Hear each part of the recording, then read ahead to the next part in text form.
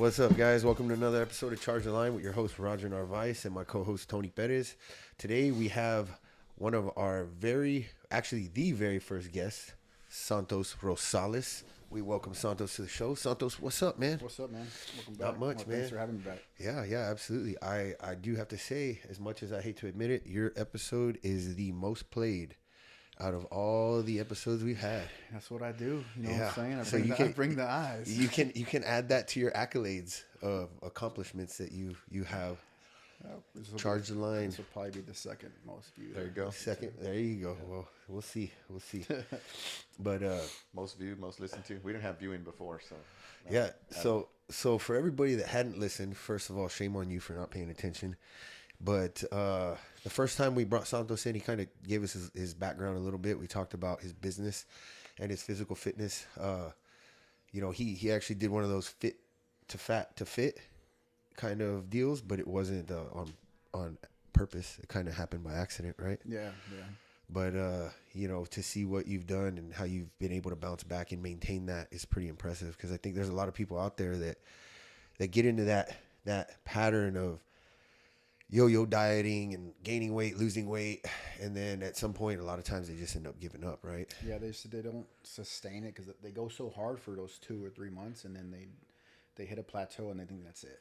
I'm like, no, it just keeps on continuing. It's a lifelong journey. It's not just short term and that's what they think of. They always think I gotta hit this in 90 days. Yeah, If I don't hit it, get the mic a little closer. if I don't hit it, then There you they go. kind of get all like discouraged. But it's just being sustainable and consistent, and then they go too hard on the diet, eating nothing but chicken, broccoli, and rice. I'm like, that's just not the way to do it. Yeah. You have to have a balance. If you don't have a balance, they're most of the time they're gonna fail. Some people can do it, Yeah. That's hard to sustain though, and that's something that me and Tony have talked about because obviously his wife does, bodybuilding shows and she's pretty dedicated to that. That's next level dieting. That's not my style at all. Oh well, see, and that was the benefit of being like a fighter is, in camp you had to be strict, but at the same time, once you were done, you could kind of deviate quite a bit, really. Yeah, because we're training so hard to get ready for a fight. So, and it's different. It's for performance when it comes to being like a very, I guess, like active fighter, and then just being very active like in the cage, and then training. You're doing not only lifting weights, but you're doing the strength and conditioning, and then you're doing the skill work, and then you're doing your training. Right. So you're doing 3 things in one day all the time. Like you need those calories for performance, because if you go in too much of a deficit, you're gonna feel like shit. You're going to tank. Yeah, you're gonna tank and not have enough to sustain what you need to sustain to accomplish the workouts that you got in front of you, right?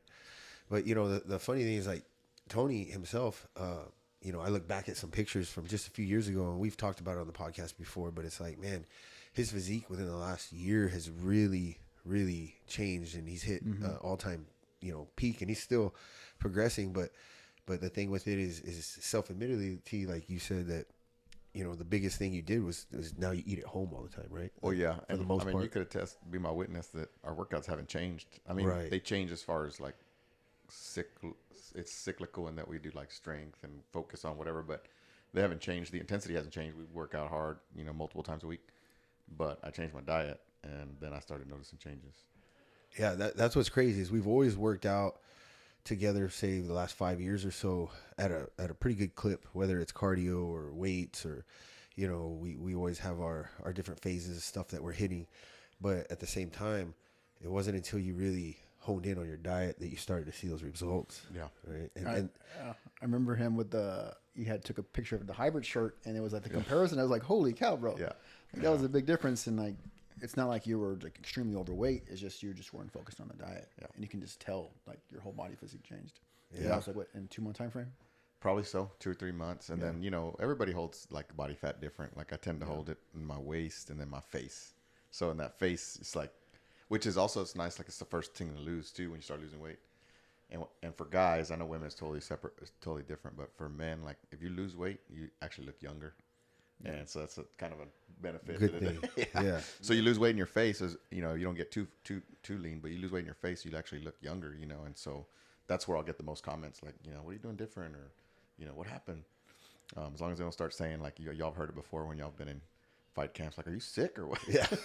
That's too much. That's too far. And that's the thing that gets me is there's some people, right now the big thing is the whole Ozempic and diet pills and all that shit that's out there.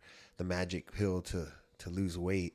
And I just read an article. The gyms are at like their less membership because of the because you don't have to work out. And right? that blows my mind. Like T had something, and we won't name the guy, of course, because we're bullies, but not that big of bullies. But no. Just with you, because you got thick skin. We grew up the same. So, but no, somebody said, I think he said somebody was on testosterone, and they're like, I don't even have to work out. It's like, no, dude, it is supposed to help you. So that conversation, the way it went was like, man, I can tell the difference. Like, it's like my energy, and then like, why would I even have to work out? Like, I'm already taking this, and I'm like, kind of look at it. Let's reverse engineer that. Imagine if you did work out, like the potential that you like. So you already feel better. So now add the workouts to it, and man, you could really, improve. But yeah, I was gonna sit on the couch. Yeah, that's the thing is like people are always looking for that easy way out. Easy. The easy way to lose the weight, the easy way to get where they want to get. And the bottom line is it's never easy. It's never easy. It ain't easy. I mean, you wake up every day, go to work, 5 o'clock in the morning. You're there leading the groups and your group training, and then you jump in the evenings. So you're going at it all day, and I'm sure some people might look at you and say, oh, he likes to do that or he enjoys it, which I'm sure a part of you does. Yeah. But, I mean, how hard is that to maintain for you? I mean, what really motivates you and drives you? Because obviously you have the business, right? Yeah. But then there's got to be personal reasons as well, because you could just sit back and run a business and not work out and just focus on the business aspect of things, right? For me, I mean, I just like enjoying life when I'm out and about with my family, because one too. I mean, like being able to. Hey, do me a favor. Scoot your chair a little closer. Sorry. And being able to protect, like if I had to, right? Like fighting skill wise, yeah, I can do that. But what if I got tired because this guy was, for some reason, like likeliness of them actually know how to fight. People who know how to fight in real life is very low in the percentage side. I mean, guys don't know how to fight. They think they know how, but they don't know how. Right. But skill-wise, I can do it. But what if he did, and then I had to protect my family? I mean, I always say strapped no matter what anyways. But at the same time, now I can do it with ease. And then, too, just being able to keep up and just feel good, be good, and look good. I mean, there's a difference to when, like, yeah, Cindy used to always say I look sexy when I was overweight, but she just didn't want all the other chicks going after you. That's all it was. Yeah. No, that dad bod's a trend now. No, I had a girlfriend one time. And she got mad because I was losing weight, and it's like, I like you better. I'm like, no, I'm fucking fat. Like, you just don't want nobody else to come after me. That's that Mexican thing. Yeah. Keep you fat, keep you home. Yeah. But I mean, just Cindy. I mean, she's always complimenting me, and I think if your wife and your husband, vice versa, they should always compliment you. And you should look good, and you shouldn't, if you got together one way, you should stay that way based on your health and fitness. And I got lazy for a moment for like 5 years, and I just got lazy with my diet, and I just started eating everything. But when she got diagnosed, I decided I was going to fight again. And then I'm never going back that way again. Yeah. So there's times where I'm there at 5 and I'm busy all day, and I like to work out at noon, but there's times I get home and I'm like, shit, I got to work out. So I just open my garage door, get on my rower, bust out the kettlebell, do a quick workout, and then I go inside. Yeah, it doesn't take much. No, 20 minutes. Some people think they have to work out for hours at a time. I mean, I just got to do something pretty much almost every day. And there's not one day out of the week unless I know like I need to take a day off, and I'll still go to the gym that day and then see how I feel the next day, and then I'll take a day off. I just like working out. I really enjoy working out, and I like pushing myself to the next level to see how much better I can get at something. And that's just another reason why I've started doing CrossFit too, is because I suck at barbell Olympic lifting. Yeah.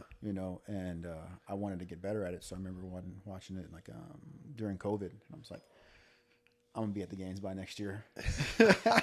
Famous last word. So I was like, I do that. I'll be there by next year. Hell no. I was gonna say, how did that work out for you? 3 years later, bro, I'm still trying. I barely got my double unders, and I'm still trying to get better at the Olympic lifting. But, after competing At TFX this last month, I realized like how much more I have to train to get ready for a competition like that. Right. I didn't think I was gonna have to. I still worked out hard and was getting ready, but the level of competition over there was another level compared to these other competitions that I've done as a team, and that was my first individual competition, and I was like, damn, these guys are I'm in shape, but these guys are in shape. Yeah. And their efficiency and their skills that they have doing this. And I try to compare it to, I always compare, I'm like, yeah, but what if we're to fight? That's the ego. That's the chip on our shoulder, right? But then I'm like, now I need to get better at these things for next year. And now I know where I have to be if I want to even compete in the top 10 of the rankings with these guys. Because they're all in their 20s. Not all of them, but they're just so efficient at the Olympic barbell movements and then just the gymnastic work. And I'm like, damn. And they're not getting tired. They're just transitioning to the next exercise without a skip or it's right on beat. They get it and they go. That's tough, man, because you're already in your 40s, 39, not 40. Might as I thought you were well. the same age. No, I'm a year older. Okay. I got a year older. That's why I big brother him all the time. So the September will be 40. 40 this year. Yeah, September. 40. Man. What are we doing, man? That's got to be something big. I'm getting ready for the SPI games down in the valley for that one. Last year I did it with two partners, but I'm gonna do it individual this year. I want to see because then like the online qualifier for TFX is coming up the next month, so that will help me get ready for that, and then I'll get ready for. Do you find like having goals like that, like when you have that go out there? Because I know you did like adventure races, you did some different things that like you were always training for. Like I have to have something that I'm training for. It's the same thing with like people and they have to have like be in a challenge to stay on their diet. For me, I have to have some type of performance-based goal. Right? I don't really care about like, I want to get down to like 10%, but 10% means I don't get to eat tacos in the weekend. I don't get to eat pizza. I don't get to drink beer. And that's not that I do it all the time. It's just me at 10% takes a lot more work than me at 15%. Right. Yeah. Well, we were just talking about that because, naturally, I don't think it's natural for us as human beings to be walking around so lean. There's a lot of things, a lot of research. I was listening to a podcast the other day, and it was talking about people that maintain a super lean body mass index that it actually starts messing with you like hormonally, right? It starts messing with other things that you don't even realize. So you're walking around with your six pack, but it's like, are we really? Because when you think about it, our ancestors, they had to have some resources, right? They had to have extra resources on them because they didn't know when their next meal was going to be. So they couldn't walk around just, 6, 7, 8% body fat, or else they'd fucking die. Or not have the energy to do the hunt, to get the kill, to continue to feed themselves and their tribe. So, with the fitness, I mean, even with the bodybuilding, that's why they have the bulking stages, right? Where they're going to grow and they're going to get big. And when you see these bodybuilders, they kind of look like pudgy. Like, I mean, they're jacked, but they're definitely not ripped until they start their cuts and get into that season, but the conversation we were having this morning was when it starts to affect your performance, right? So it's like the very low body fat, and then like you guys were talking about before training for fights, like you gotta have something in the tank to go through these multiple workouts. You can't be sub 10 body fat and then do 3 workouts a day. Oh, there's no way. It's not gonna happen. There's no way. There's no way that you can maintain that level of output. So for everybody to find that, I think everybody is different to find that like optimum. You feel good, you look good, and you can perform. Yes. And it might be 15 for you. That might be 18 for me. That might be 11 for him. So like it's just what works for you. For me, I think if I were about 15 pounds lighter, sitting at like 195, maybe 200, then I would be more optimal for the gymnastic stuff part of what I'm doing now. Yeah. Because muscle ups. So I fly up on that bar when I'm at 205. Yeah. At 215, it's a little harder to pull. Right. And then just the conditioning part of things, I would have to be more conditioned. Now I got to pull up 15 more pounds rather than 205.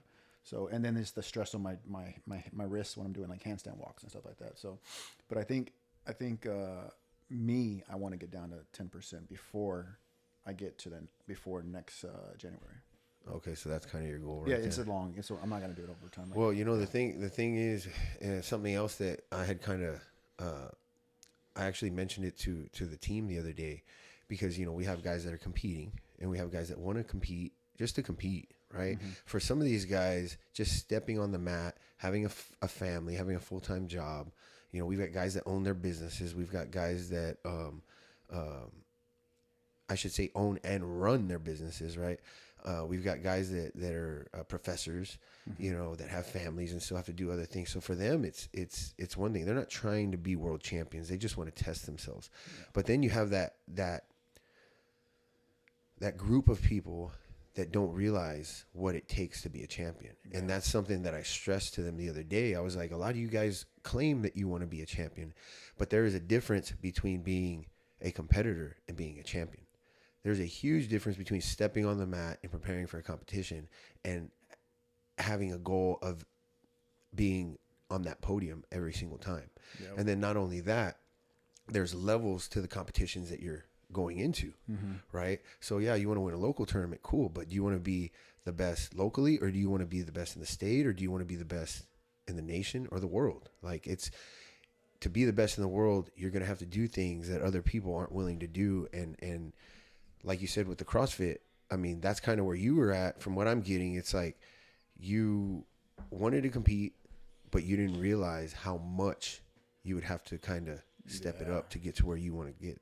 Like knowing, I didn't perform well, like on the first one. Well, actually, the first one I did better than I thought I was gonna do on all of them. I thought I was gonna freaking get like first place in the second and third workout. I was like, I got these ones super easy.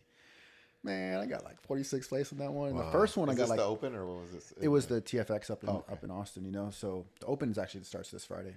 But I was like, damn, humbling, very humbling.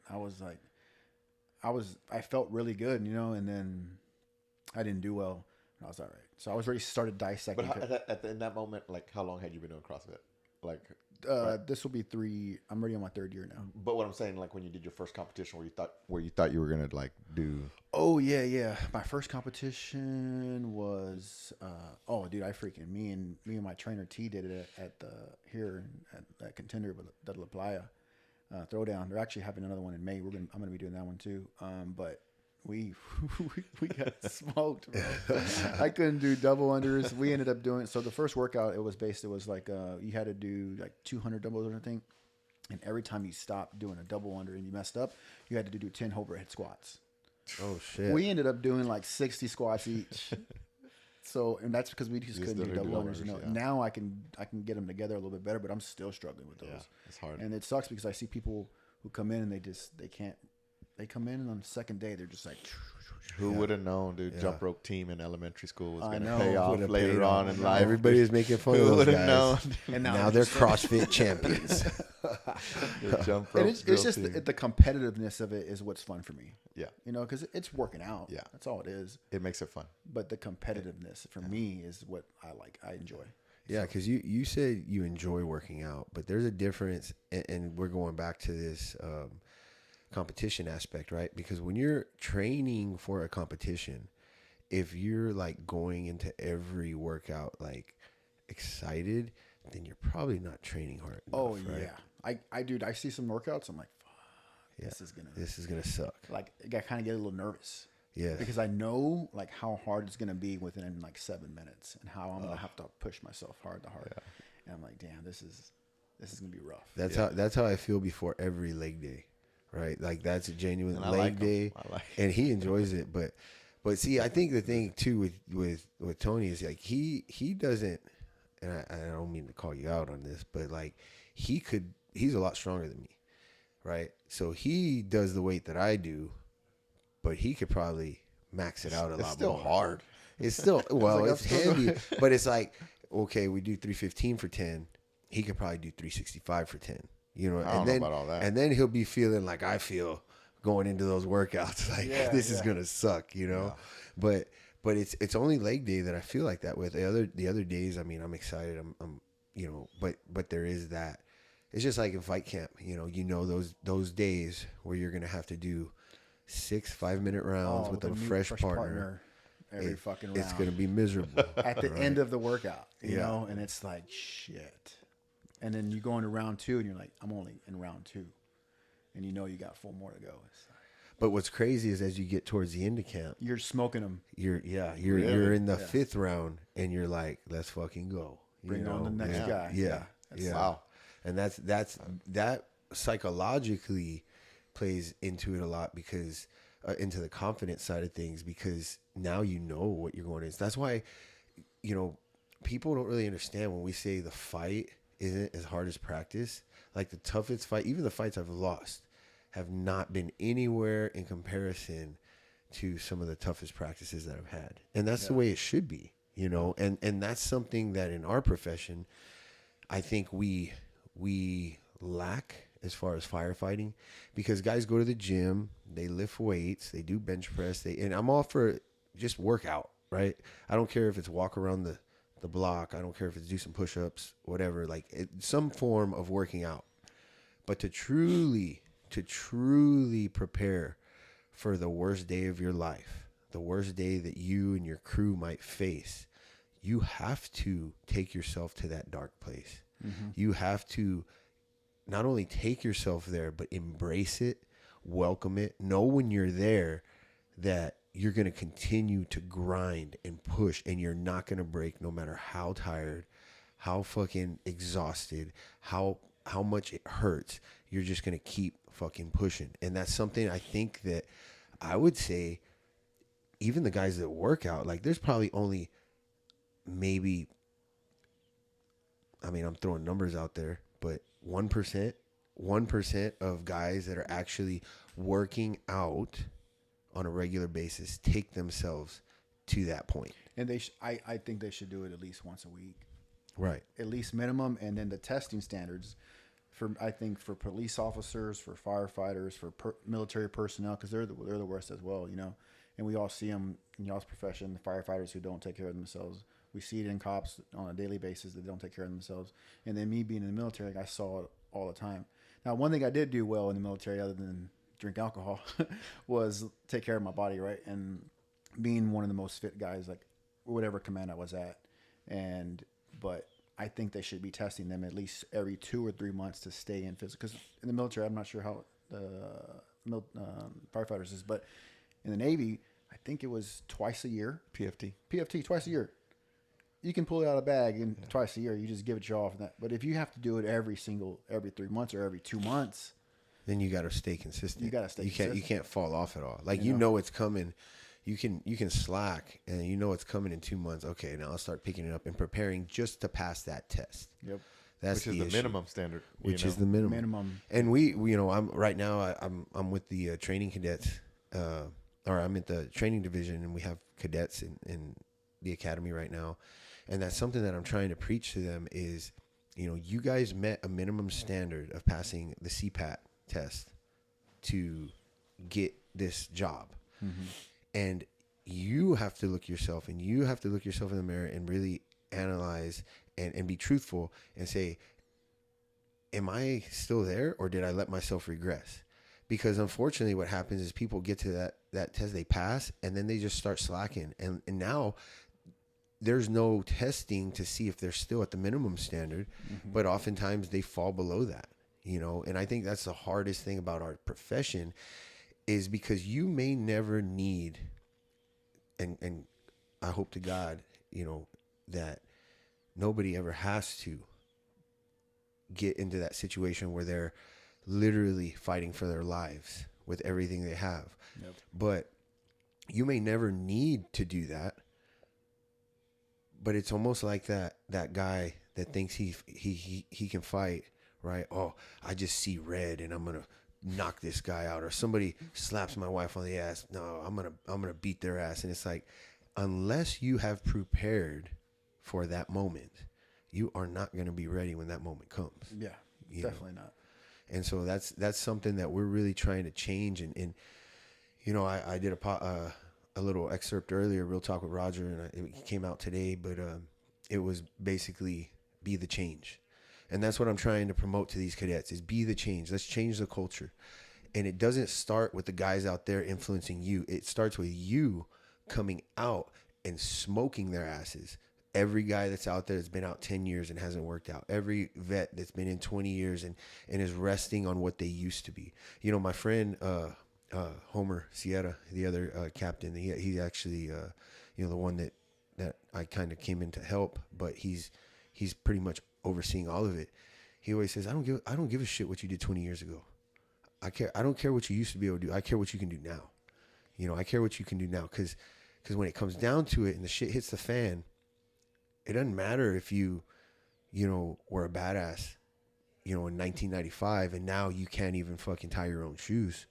Like, we have to change that mindset and that culture of complacency. And we've got a lot of great guys in there right now, but I think it's super important that these new guys understand, because that's where it's going to start. That's where it's going to start when guys really start taking that responsibility of making an impact on the department, and they take it upon themselves. It starts with the youth, and they're still young, right? Most of them are still young kids, and they go in there. If they can be the change and hopefully inspire these older guys that got lazy, that were in shape at one point, then and it comes back to the same thing when it comes to parents, being the influence on their kids, because the kids don't buy the food. The kids don't buy all the junk food. They don't buy all the Cokes and stuff. So when I see overweight kids that are extremely overweight, I look at the parents. I'm like, you fucking piece of shit. Like, you did that to your child. Yeah. And then you want to get mad at the kid for overeating. Right. But then they're overeating. So when we're eating out with Jagger doesn't eat the best. He's a 12-year-old kid. I get him whatever he wants, right? But he's also not obese. But he's not obese. Lean. He's lean. He has the metabolism like I did when I was a kid. And I learned around 18, 19 years old that I can't keep eating that way if I want to stay in shape. My family still, they eat the way they eat, right? But I didn't want Jagger, or I didn't want to be that way when I grew up. So when Jagger gets full, he's like still trying to make himself eat. I'm like, Papa, don't eat the rest. Just throw it away. Because that's reverse of the culture, right? It's reverse. Like, keep eating, feed me, huh? Eat all your food. Yeah, right. Yeah. And that's how it is with almost everybody. Like, they got taught to do that, so they feel like they have to eat all their food. Or they probably just throw it away. Like, throw it away or eat it later. Yeah. Or if it's on my cheat day, give me that. Give me that shit. Slide it. Give me that shit. You ain't gonna eat that. So I'll eat the rest, but it's not. I don't make him finish his food. And I don't want him to learn. I don't want him to have those habits when he gets older, because it is a habit. It's not genetics. I saw a post today. There was some. I forgot what doctor it was like. It's not your genetics. That's why you're overweight at 39 years old. It's because of your habits that you learned as a child and your choices. You just carry these habits through. I know a lot of people in there, and it sucks because it's the parents' fault that they're like that. It's the parents' fault the way they cook. If they would just change their ways, then they would inspire their children and just give no other option. But it's hard, man, because like Tony likes to say, doing nothing is the easiest thing you can do. Oh yeah. And so you go through life and you notice yourself gaining weight, and I think it's a real, like what you said, as far as like when you meet your spouse and you guys are in shape. Like, if you both just start letting yourselves go, oh yeah, then of course it's the normal, right? It's the norm. You're just gonna allow it, but it's pretty hard when you have one that's working their ass off to be the best they can be, and the other one's just kind of not. Like, hopefully at some point they kind of catch on to that, and it inspires them, or it helps them to be motivated. Yeah. But you can be damn sure that if nobody's doing anything, then you're just going to be passing it down, because unfortunately it is a generational thing, well, your kids are always watching, they're paying attention, Yeah, absolutely. Yeah, Jagger asks me random questions all the time, and sometimes I even say anything. I'm like, dang, you heard that? Yeah.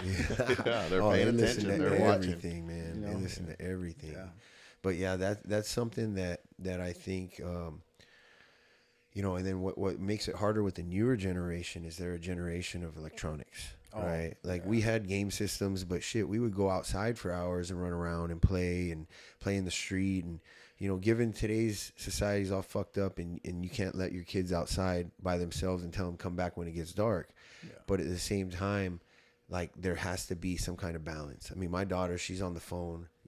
She's always doing, playing games or whatever on her phone, but it's like, we keep her active for that reason, because at least during that time she's doing cheer, she's doing volleyball, she's working out with me. Sometimes she'll go do jiu-jitsu, but it's like there's parents that don't take that time to really emphasize that, hey, like we need to get you moving.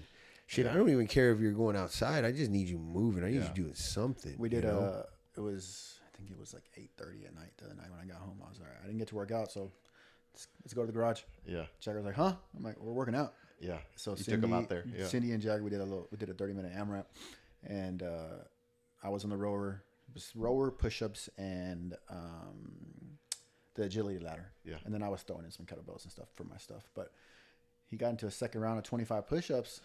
Homeboy couldn't come up. Oh, yeah. And he was like, you can see the frustration in his face. I'm like, well, that's why I always say, let's go to the gym. And you're like, no, in your little game. Yep. You know, and Cindy does what she can when she can.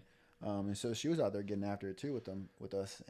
But he still wants to be able to do it without the work. And I think it's the same. It's the hard part. I think it's kids in general. Yeah. They want to be able to be good at something without trying. And then there are some kids who are like, no, I'm going to get better at this. Yeah. And they try hard. And that's the way I was, growing up. I always wanted to get better at something when it came to sports, or when it came to school, I didn't give a shit. Right. You know. Well, and that is something that is definitely not an easy task to deal with, because you have, when you talk about habits, I mean, habits are there because they're comfortable, right? Mm-hmm. What is not comfortable is stepping outside of your comfort zone and doing something different. Yep. And that starts with the most basic of things, like, oh shit, I'm used to getting up at 7. Well, to work out, I might have to get up at 5. That isn't easy to do. Oh, hell no, and it's not comfortable to do. But if you do it, eventually that will become your habit. And once that becomes your habit, it's harder to stop, I guess you would say, right? Because I know for me, if I'm used to, I try to work out at least 5 times a week. I mean, I'm working out probably more, but as far as like lifting or doing something with some kind of body weight, at least 5 times a week. And if I don't hit those marks, then I feel it, like, and not physically, but like mentally. Yep. I'm like stressed. I'm just anxious. Mm-hmm. I'm like, fuck, I missed it. I got to make sure and hit it. So I know that even though I hit that alarm and, shit, I had a couple of drinks last night and maybe I shouldn't have, but I'm still going to get my ass up and go. That's even more of a reason to get up and do it. And I preach that to our members all the time. I'm like, you don't have to come to the gym 6 days a week. Right now, you just need to start with 3, especially the ones starting off. The ones who want to get more work in, I'm like, hey, you have an unlimited membership. Why don't I see you here 6 days a week if these are your goals? Right. If these aren't your goals, then 3 or 4 days a week will get you to your goals. It may be it'll take a little more time, and it depends on how much they enjoy working out. Some people just hate working out, but they love our culture. They love the workouts that we do, and they just enjoy being there. And then when something happens in their life, because something's always going to happen in your life that's going to stop you for that day, unless you make it a priority and have the discipline to go no matter what. Right. And I tell them that because something's always going to come up. Right. Something always is going to come up. It's got to be a priority. If you don't make it a priority, you're not going to continue, and you're not going to be disciplined enough to hit your goals, especially for the ones who have, 100 pounds to lose because they have an excess weight of over 100 pounds and they're 45, 40%, 7% body fat. And the good thing is it's okay because now you're making the first step. But if you don't come to the people who are trying to help you, and you don't listen, and you're consuming all these, I'm going to put my boy on blast right now, but you're consuming 12 Cokes a day. Oh, shit. That's a lot of sugar. Well, Coke Zeros, right? Yeah. You're eating, but you're seeing a lot of progress. The good thing is that he's seen so much progress still doing that. Oh, yeah. But he accidentally confessed to me the other day. Yeah. And I was like, wait, what? What did you say? And he was like, oh, shit. Like, he didn't really mean to tell me he drank 12 Cokes a day. So I freaking found this article on why you shouldn't be drinking this many Cokes for the hormone balances and the muscle building and the fat loss. So I think now we're going to see even more progress. Yeah, and sometimes that's what it takes, man. Sometimes people just don't realize, and that's why, like I say, the best thing you can do is be truthful, be blunt. You might not be you might not win a popularity contest because of that. Which, I mean, I can attest to that because I'm I'm real as shit and blunt. And it's like I told the guys at training, you know, the cadets, I'm like, I'm not here to sugarcoat shit. Like, I'm here to make you I'm here to prepare you the best we can, and I'm here to make you realize where you're deficient. And if you want to get better, then we will get better. But if you don't, there's nothing I can do. And unfortunately, we live in a society today that tells everybody they can be whatever they want, right? Yep. And the first thing I did when I walked in, as I said, not everybody is meant to be a fireman. Not everybody is meant to be a firefighter. This isn't a job where, oh, okay, you put on the shirt and you can just, you know, say you're a fireman and then that's enough. Post a couple of pictures on Instagram behind a fire truck or in your gear, and everybody thinks you're a fireman. But to actually be a fireman, you have to put in the work. You have to earn that title. The video you posted, was that today? I think so. Right. Yes. About constantly put in the work, and Yes. because you have people's lives are in your hands when you're out there, you're rescuing people, and I think that as a father too, like the lives of your kids and your family is in your hands on a daily basis, you know. So you have to be able to provide and be healthy for them, because what if something happened and if now you're the only parent? Well, what if you're out and there's an active shooter and your kid twists his ankle and he can't run and you can't pick him up to run with him? Yeah, and they're thinking, oh, their adrenaline will kick in because that's my child. No, man, you're 350 pounds and you haven't ran since high school, and now you're 45 years old. You really think you're going to be able to run more than to get your child out and carry your 85 pound, 90 pound kid? Yeah. It's not happening. You know, like, it's 95 pounds isn't a lot of weight for us, right? Right. Because we'll be able to do it with no problem. But can someone that's 350 pounds do it? I don't know. Yeah. That's the sad reality, is that people don't want to acknowledge that. You know, they don't want to look at those situations. And here's the thing. 99% of people probably will never have to be faced with a situation, hopefully not, where their physical fitness is the reason why they weren't able to save somebody in their family or save their own ass. One of my clients, his house caught on fire last month. He has some pretty big dogs. And his girlfriend. He had to run inside, grab his dogs, suitcase carry, ran him back out, went back inside, grabbed his girlfriend, came back out. And he had texted me. He was like, "You saved my life." I was like, "What are you talking about?" He's like, "My house burned down. I had to save my family, which is his dogs and his girlfriend, you know, and I wouldn't have been able to do that last year, or even back in May or July, because he wasn't in shape, but now he is." That's awesome. That's an awesome testimony. You know, right there. so it's like shit. It's like That one hits home. Yeah. It's all his work that he's been putting in, and we get after it. Like, you know, y'all used to train a hybrid. Like, it's not easy. Yeah, no, it's good. And it's he's good stuff. you know, he's one-on-one with me, so I see everything. Oh yeah. Yeah. For a full hour, you know, and he's put some work and he's made so much progress, and but just those little things like that, you never know when it's gonna happen. Even if it's not, and this is something for the cadets, you know, for a career, even if it's not a one-time, like, put it all on the line. Now we have stretchers that are electric, battery powered, that like lift the patient, you know, with a button, right? But when you first started, and when I first started, every patient that we lifted was a deadlift. Yep. Lift the patient, lift the patient, and they figured out, like, oh man, we're back injuries, leg injury, you know, all these injuries. Hey, this product is going to help. We have that, but those things go out. You get into reserve when you're having to lift that patient. Every one of these South Texas patients, you know, one after you're on busy unit. I mean, being in shape is going to just keep you healthy and being able to do the job longer on a long term, you know, having that conditioning as opposed to that one time, you know, put it all on the line. You know? Well, let's face it. Like, most of the people that we pick up, it's not because they're healthy. Right? Like, most of the people that we're making calls on, it's because their body's dilapidated and they're overweight, or, you know, they have health problems where they can't move. And, you know, we have to be able to do that.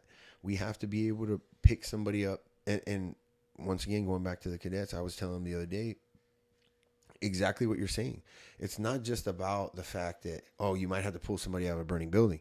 It's about the fact that you might have to pick somebody up on a soft stretcher with your partner, and if you tweak your back and they have all the weight loaded, and now you drop the weight, now that they're getting hurt, and you know, it just boggles my mind, man, because and I say this, firemen have to be athletes. Police officers have to be athletes. Military should have to be athletes. Like, we have to train like athletes. We have to twist. We have to push. We have to pull. We have to kick. We have to like throw. Like, there's so many compound movements that go into just something as simple as lifting somebody off the ground. You know, we always say, what's the proper way to lift? Well, what's the proper way to not hurt your back?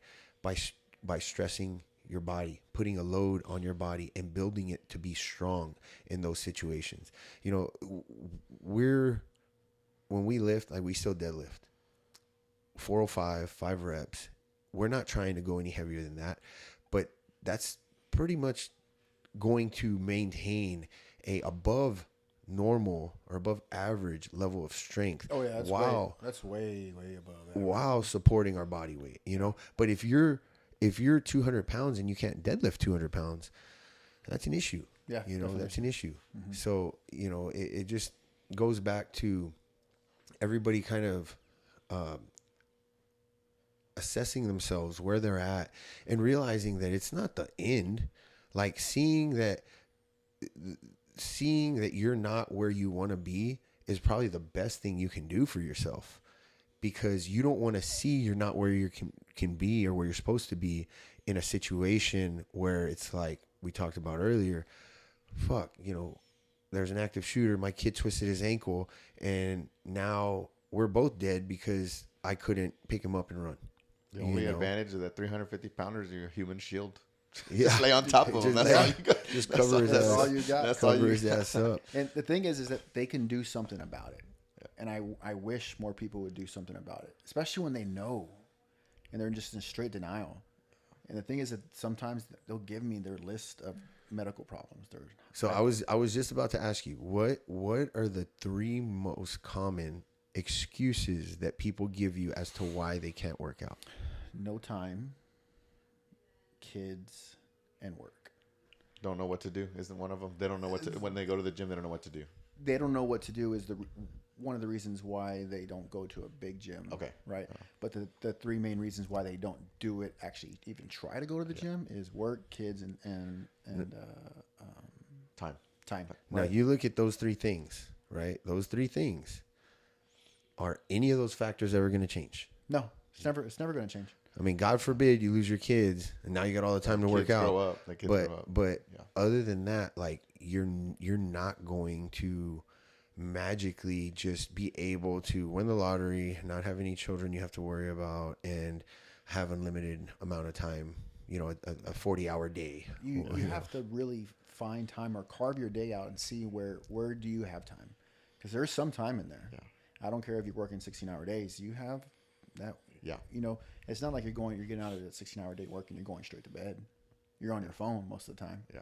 Most people, not all the time, right? Yeah. But they're on their phone for a little bit. They're going to eat and then they go back to bed, because there's some people that work those long shifts, right? And it does suck. Like, I've done that before when I had to be in the military. But guess what? I still found an hour to go work out. Well, and like we talked about earlier, you don't even need an hour. Yeah. You know, I mean, Jocko said like, there's some days where he just does burpees for 10 minutes. Oh, do burpees for 10 minutes and see. Do you see how many times? Yeah. And I mean, don't be doing like one burpee every minute. Yeah. I mean, Right. No, try to like get steady. steady. You know, even if you get fatigued, I mean, if you're doing, 10 burpees a minute, that's still, and 10 minutes, that's 100 burpees. Yep. And that's all the time you got. That's all. And now, is that the most effective workout? No, 10 burpees. But it's something. But getting creative like that kind of stuff is fun. Like at Oh, work, yeah, like for dude, us at work, it's like, and we have time to like work out at work, but it's a luxury. We get to work out at work, but like even if you're in an office job, man, like get up from your desk, do 10 air squats, every hour on the hour. I mean, I don't know, every 10 minutes on the, come up with something creative for yourself. You eat chow. Before I go back to the office, I'm going to walk for 20 minutes or 10 minutes or 15 minutes. You eat 3 meals a day.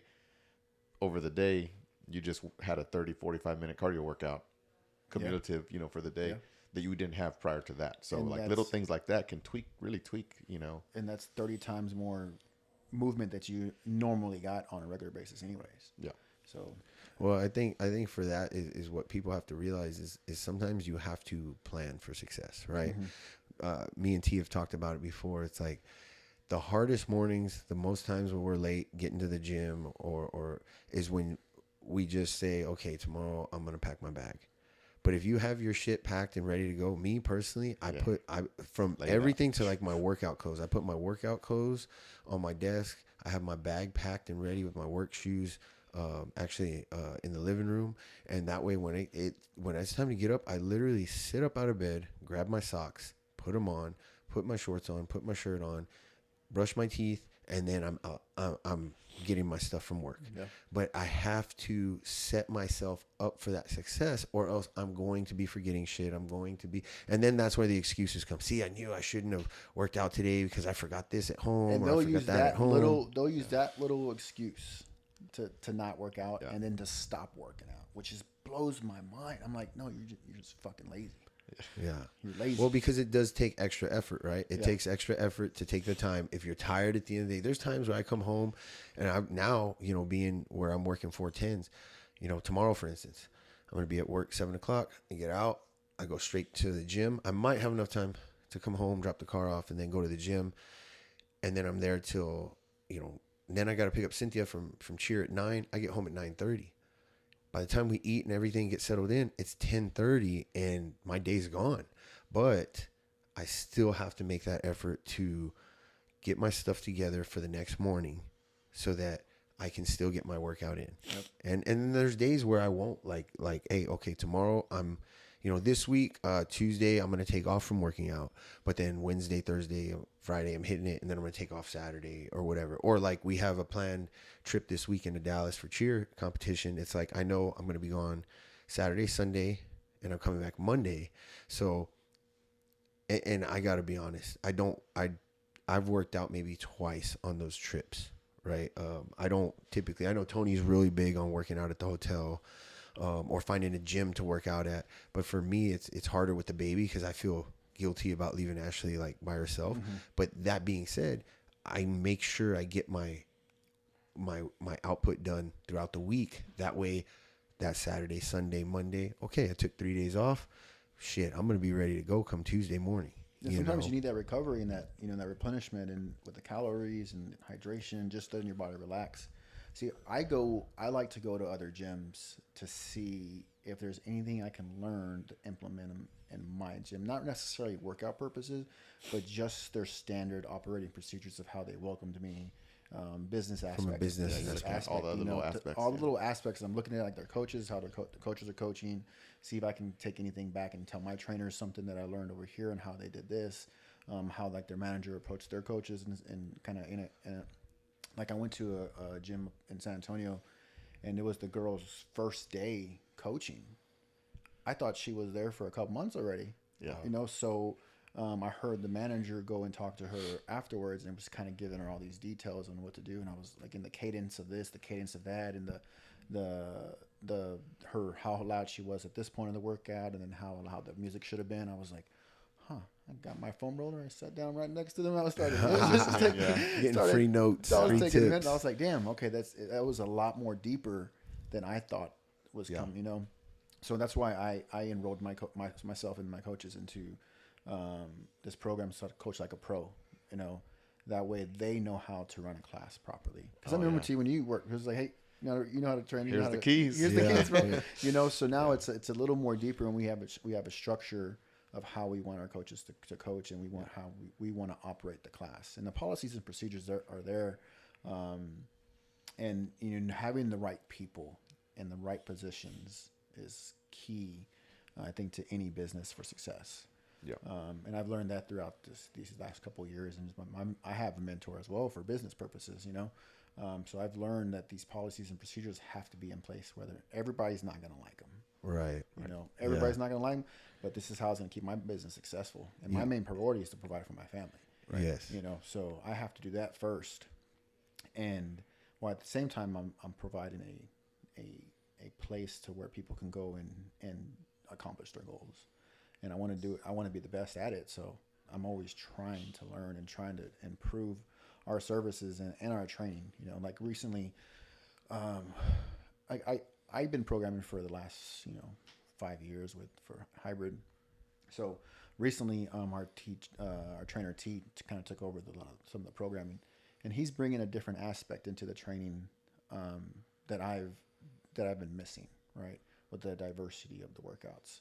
So he's doing a really good job doing that. So, and it's taking a lot off my plate too, because it takes time to sit there and think about, okay, this is how we're going to program for the strength, and then Well, if you want to do it right, for sure. if you want to do it right, back in the day, we just did a workout, right? That sounds good, boom, boom, boom, boom. Yeah. So now and I was putting a lot of thought into it, but T likes this type of stuff, and he sits there and he really thinks about how we're going to progress our clients and put them in the best possible situation to where they can actually reach those goals and for recovery, get stronger, increase their endurance, and overall, all of our clients are women, right? So build that confidence for them, and then we're going to get them stronger. So it's not like we're going in there and doing some girly based workouts. No, you see these Instagram people doing, and there's nothing against them. It's just, will I do those type of workouts? Absolutely not. No. I don't think it's effective, but they can prove me wrong, right? But I know what I want to do and accomplish with our clients. And those type of workouts don't, and there's a lot of great gyms here in Corpus. It's just, again, like I said, the last podcast, I think we're the best. Yeah. Well, and I mean, your gym might not be for everybody, and that's not necessarily a bad thing, because you don't want everybody. I think that's the thing is if people get into the mindset of like, I want the biggest gym. You got to realize how many problems come with having the biggest gym, right? Yeah. How many personalities, how many, you're going to have to hire more staff. You're going to have to trust more people. Like, there's so many things. And me at our gym, like I tell people all the time the same thing, like this gym may not be for you, and if it's not, it's okay, because the way I approach my training is with an intensity and a passion that no matter what belt you carry here, you can defend yourself out there, because that's where it's going to matter. No attacker is going to give a shit if you're a blue belt or a purple belt or a world champion for that matter, and you can't actually defend yourself, right, in a realistic situation. And so I preach that to our guys, and I show realistic stuff, but that's not for everybody, because there's people that want to come and learn jiu-jitsu, but they don't want to feel what it's like to be smothered. They don't want to feel what it's like to have somebody on you, and then you can't get them off, and then you tap and they just let you off. And I'm like, no, that's not going to happen. Like, I'm going to take you to deep waters, and I'm going to drown you.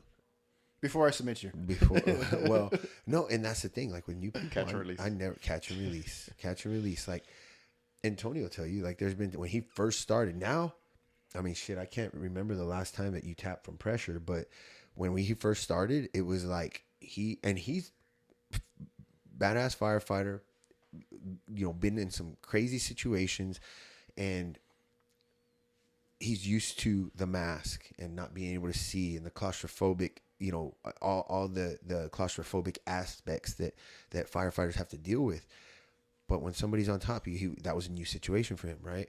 So then what happens? You feel like you're drowning, like you can't breathe, and all you got to do is like turn sideways a little bit. I mean, you know how it is, right? Yeah. But until you put yourself in that situation repeatedly, you're never going to be comfortable. You're never going to be comfortable. And so now it's at a point where it's like, no, I fully know that if he gets approached outside, and he's just a white belt, right? But if somebody, an average guy, comes and is able to take him down and get on top of him, he's going to know how to respond in those situations, because he let himself repeatedly be put there. And then I made sure that I brought that out. Yeah. And some people just don't want to deal with that, and that's okay. But I only want people in my gym that are training from a realistic standpoint, that are not just okay with coming and doing a workout and getting a little workout in. If you want to get a workout in, like, go to Freedom Fitness or something. Yeah. But I'm going to teach you how to defend yourself. And part of that is the mental battle that you're going to have to overcome when you're put in uncomfortable positions. Yeah. Right? So, we talk about people going through life and just kind of resting on the standard or falling below the standard, and it's like a disease, man. It really is. When you talk about surrounding yourself with people like this guy T that's at your gym, one of your trainers, he obviously has a desire to make people better. Yeah. But just as easy as you can surround yourself with positive people, you let those negative people start coming in, or those people that are giving you lackluster performances or effort, that can infiltrate. I think for us, it's more of the having the people with the attitudes in the gym, you know, because we want what we want, and we create the culture of everybody's welcoming, it's a community, everybody wants to see everybody win type thing, and there's been, and this is like a small, probably like a handful of all the hundreds of members that we've had, right? Is they're very negative, and not the negative, but they're negative within the class, and then they're negative. With posting about their experience because they don't want to put the work in, or because they didn't like a policy that I changed. Yeah. You know, and they don't, and I've developed relationships with everybody. And there's some people that you think you've had a good relationship with, but then you change something that they don't like, which, for instance, like money, right? Membership. Oh, rates. that's the number one thing, like bro. Membership, you know. Oh yeah, I know there was people like when I bought my house and I was traveling like to Italy and shit. People talking shit because I was saying I was greedy because I was buying a house and I was traveling to Italy with my family. Like, that's the motherfucking American dream. Like, what are you talking about? Well, that's the reason you're working. That's why I have my own business. Yeah. So I can do that things, for my family.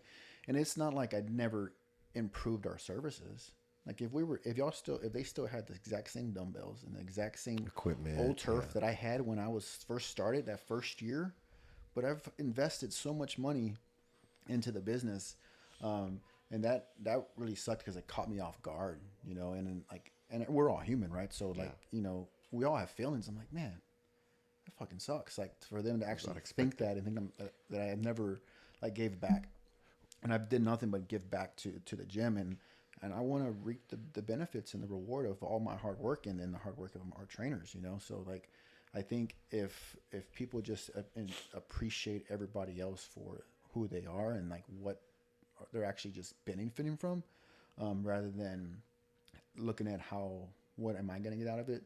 And now that we have these members at our gym, they're just an awesome group of people. And this is like saying, this is like 5 people probably that we've had. That we've helped, and actually helped a couple of them have helped them out, you know, in certain situations when it comes to financially, right? But how quickly they forget, right? How quickly they forget and they start bad mouthing you. I'm like, you're just a piece of shit. That's what you are. That's you know? But that's just like a handful out of 100, and I know their names. But that's the thing is like you get into this and you want to help people, like making money. Yes.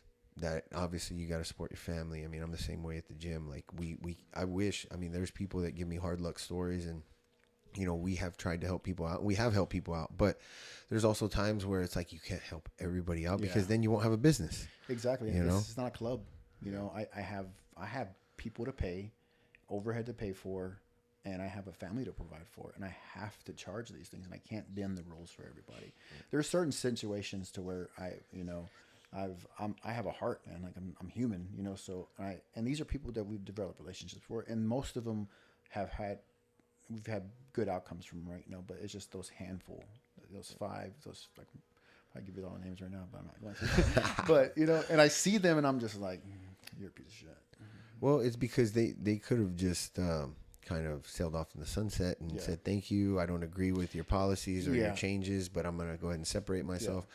But instead of just doing that, what do? They go and badmouth you, right? Oh, and I mean, you were in the jiu-jitsu community for such a long time, and the MMA community, it's kind of the same, mindset. And the thing with that is like we put so much into people we're trying to help. Like we genuinely care about these people, and that's something that I'm trying to get this new group of cadets that we're training with over there to understand. I had one just reach out to me yesterday because I gave him my number and I said, if any of you guys need anything, whether it's just to talk about, you know, you're going through some struggles or, you know, and I just met these guys 2 weeks ago, you know, I said, but here's my number. I said, don't call me after 10 o'clock unless it's something serious, but feel free to message me.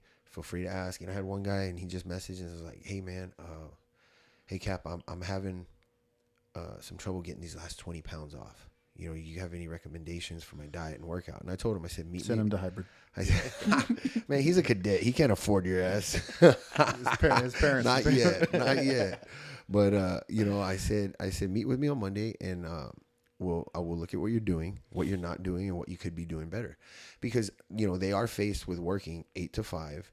They have their Monday, Wednesday, Friday where they're working out, but that still leaves Tuesday, Thursday, Saturday, Sunday to get some extra work in. And then on the diet side of things, a lot of these guys aren't familiar with how our metabolism works, what foods you need to eat at what times. And so that's something that we're going to bring that we haven't brought to the academy. Is we're actually gonna Hey, you know what we can do? This kind of just popped in my mind. If y'all want to, I'll calculate their macros for them. Now they won't have access to my app, but with all the recipes. But if they want to, we'll screenshot some recipes and then calculate their macros for them, the ones that are overweight, or if anyone's, because it takes me minutes to just put the information in. I'll just create it and then they'll have it. And well, don't offer yet, because there's like 33 of these motherfuckers. No, so. it'd be a day where I have to set aside to be post up, take my computer. This is a businessman. He's already trying to get us here. Then we can have a meeting with the city after that and see.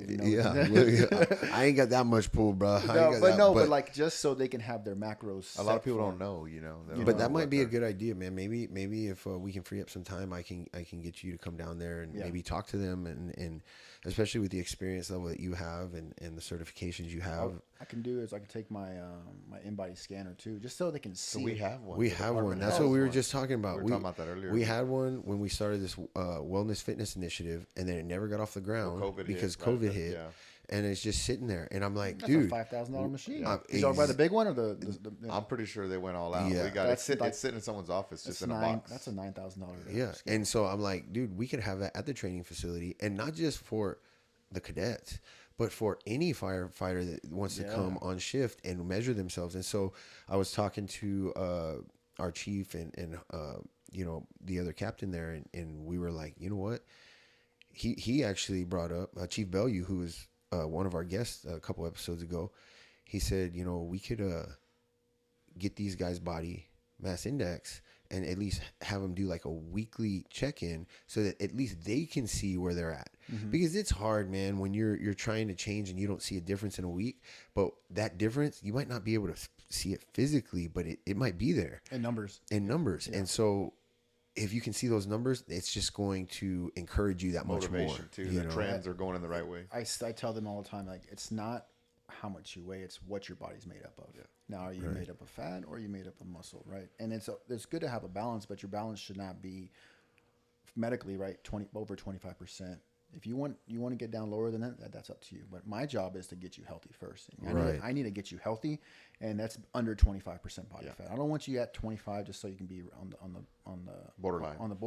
Borderline, but I want you to get down at least 23, and then you make your decision after that. Like, do you want to get more leaner or do you want to stay here? That's up to you.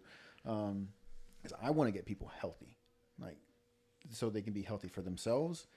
And then they're healthy for their family, right? And that's exactly what we were talking about with teaching these guys. Like we put them through hell this last 2 weeks with cardio, right? And I went in with that purpose to show these guys how hard or how far behind they are, right? And I'm working out there with them, so it's hard. It's funny because I have to tell this, but I was like, we did our workout, we did a circuit training workout, and I'm like, all right, everybody line up, and I'm like, we've got burpees. And they're just all like, okay. And I said, we got burpees till I get tired. And I don't get fucking tired. How many did y'all do? We only did like 36 because by number 10, fucking half of them were like getting to one knee and coming up. But we kept doing it and they kept pushing. And that's the thing that I see out of these guys is they want to be good. They just need the guidance. And before we didn't have the numbers. Now with me and with a couple other guys that were getting there, we didn't have the numbers to really emphasize certain things. And so I've kind of taken that role as far as like trying to really motivate these guys to be physically fit. Because it comes from the top, right? And then they get broken off into their commands, I guess, or stations, right? Stations. And then eventually when they get turned out. Yeah, when they get turned out. And then it kind of. But if they have kind of a foundation of like making it a priority to work out at work, having it set, like you might go to a station like no one works out. It's like, I want to see these new guys still going out there and doing something, because they need it, And that's what I told them. And I said, look, I'm going to kill you on certain days. Yes. But I'm going to be right there along with you. And also, I'm going to teach you. I'm going to teach you what lifts you can do that are going to be beneficial for our job, how to properly lift so that when you go out there, you're not hurting your back, you're not pulling a muscle, you're not tweaking something. Like if we can learn, if we can teach these guys the body mechanics, then in the long run for the department as a whole, it's just going to help. Because if you get guys getting on injury and then you have to call people in for overtime, or you have to pay for, the medical expenses, the insurance is taking a hit, and it all factors in, right? It all factors in. So, It's like working out. It's almost like a barbell has handles. A hex bar has handles. It's like trying to lift a person that's dead weight. They don't have handles, right? You just grab where you can. Yeah. Or how you say, use your legs, or don't lift stuff off balance. We're moving a person from the stretcher to the bed. You got their weight out in front of you. Like the worst positions, right? We are always in those positions. In those bad positions, from the ground, having to pick them up. So it's you have to be physically in shape. They got to be the change, Yep. And then speaking of hex bar, we used about like 3 of them. Nice. Oh yeah. Well, that's something that I've been looking at getting into more, because I mean, deadlifting is great, but realistically speaking, for what we're trying to do, the hex bar is safety. Open-ended hex bar right now on Titan for 260. Yeah. Is that good? Oh yeah, they're cheap, 300 some bucks, 400 bucks. You don't have any you want to sell from? No, I just bought 3 of them. I'm always trying to buy his leftover equipment. Older equipment. I'm like, sell me your old shit. I just I got a gym. Did I give you a booty sprout? No, you didn't. I got one at the gym. You can take it. Okay, hell yeah, I'm gonna use it. Although I just read an article and they said men should not be doing that. It was Lee Priest. He was talking shit about men doing booty sprout. Yeah, hip thrusts. I go. I mean, Brett Contreras is the glue guy, man. He's the founding father, not the founding father, but he talks a lot about doing hip thrusts. And I mean, in jiu-jitsu, we're always that's doing what it is. Hips, strong hips. You need strong hips. True. So I mean, doing those hip thrusts we do a lot of hip thrusts too. So. Well, yeah, Lee Priest was a monster bodybuilder back in the day, so his mindset is definitely different. Yeah, I don't give a shit, and this is another thing that I preach to the guys. I don't give a shit if your belt is your guts hanging over your belt, or if you have a 6-pack. I care if you can work. The byproduct of your hard work in the gym is going to be your physique. But in the end, what really counts and what really matters, because I've seen both. I've seen guys that you wouldn't think can move and can work on a fire ground. Oh, yeah. And then I've seen guys that are too fucking scared to go in and are lean as shit. It's like, what does it matter if you got 9% body fat if you go in for 5 minutes and you have to run out? It don't matter. Because it doesn't. I think it's mentally.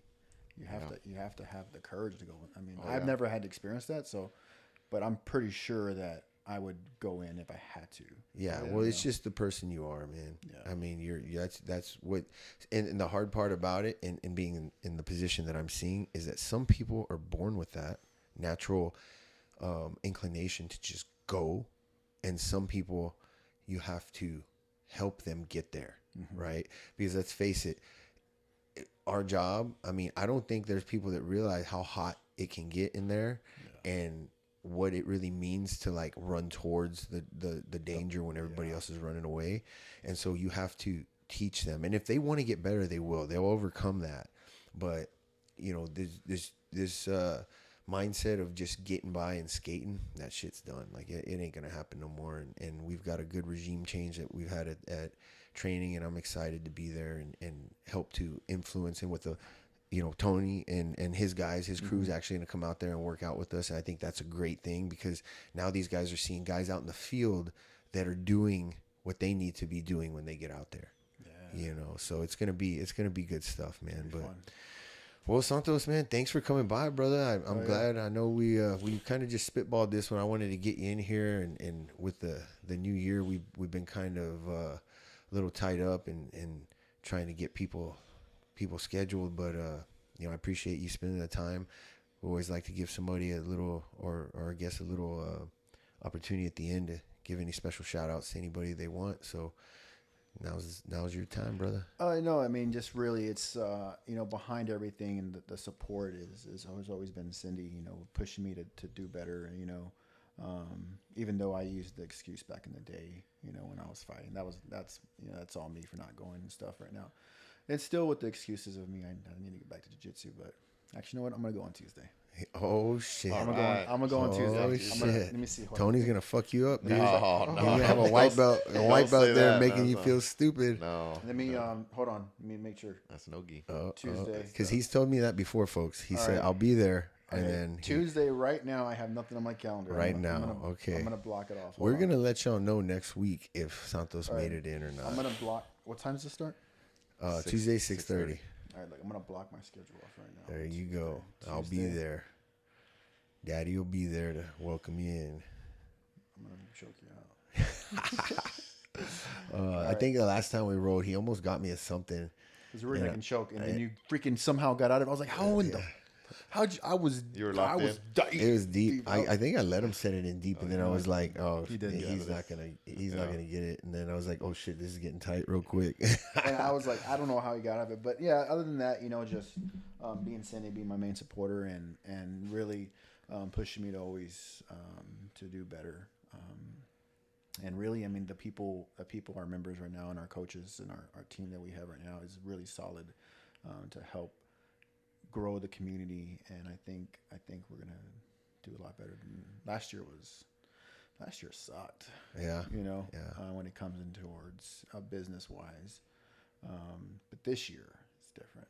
Well, you got ups and downs, and that's the whole thing with sticking to it and staying positive and just keeping the grind. Sometimes it's hard when you're doing something and you know it's right, but it's not producing what you know it could. And sometimes you just got to keep plugging away, man. It's like that picture of the guy that's trying to break through that the diamonds. Underground, the diamonds on the other side, and he's got that pitchfork, and he's going, and then he just quits, and it's like one more swing would have cracked that space. So, well, brother, thank you for coming in. T, you got anything in closing? Yeah, one last thing. Let's see. Our split we've been doing for a little while has been push, pull, legs. So give me your top push exercise, your top pull exercise, and your top leg exercise. If you could only do one for the rest of your life, Bulgarian split squat for my legs. Okay. My pull exercise, if I had to, I would be doing pull-ups. Ooh, that's a good one. Then push, you said? Push, yeah. Some kind of press or what? What do you press on the ground or standing? Whatever you tell me. What would be your number one press movement if you could only do one? Damn, only one, dude. I love push. I love overhead pushes, and I love bench press. As you can tell with the chest, they don't jump the way they used to, buddy. We're going. It's because I'm lowering body fat. Damn, push.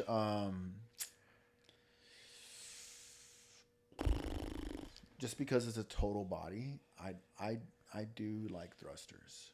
Oh yeah. Yeah, I mean it's not the most effective, but for me, for fun wise and fitness, I like thrusters. Yeah, you get a lot out of it. I thought you were gonna go with landmine press for sure. I like landmine press. But if I had anything, just Bulgarian split squat. See, I missed a hamstring though. I need some hamstrings in there. Trap bar, the trap bar deadlifts. Those are that's a good one because too. my back, man, I always have to, and I have back problems all the time, so I have to, modify some stuff. But trap bar. I can't just give you one, dude. I love stuff so much. So I'm gonna give you a couple. So pull-ups, trap bar deadlifts, Bulgarian split squats, thrusters, and I can't leave out chest press, man. Yeah, any kind of chest press. Yeah. Incline, dumbbell, I think decline. Top. Yeah. Well, good shit, man. Good shit. Right. Well, thank you guys for tuning into another episode, man, and stay tuned. We got plenty more coming your way. As for now, stay blessed, and don't forget, charge that line.